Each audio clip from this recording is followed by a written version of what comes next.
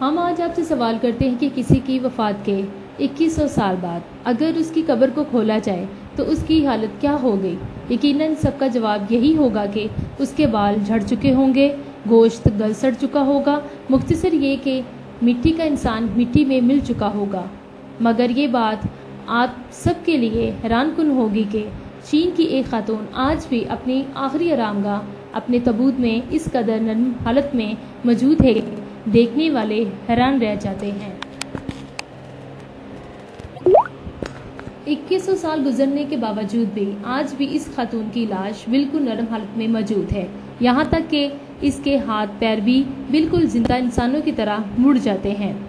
Media reports के मुताबिक lady of die नामी खातून की लाश को सैकड़ों साल पहले महफूज किया गया था। मुमाई हुई ये खातून की लाश एक मकबरे से मिली।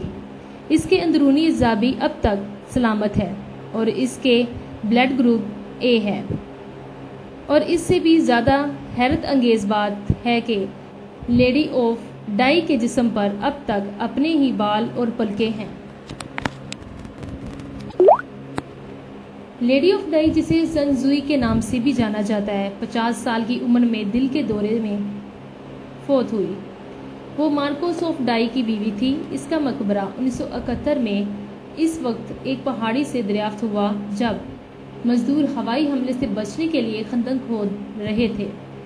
लेडी ऑफ डाई को बाद में हुनान प्रोवेंशल म्यूजियम मुंतकिल कर दिया गया था। दुनिया के अजीबोगरीब असरारों में से ये असर लोगों को हैरत में मुब्तला कर रहा है।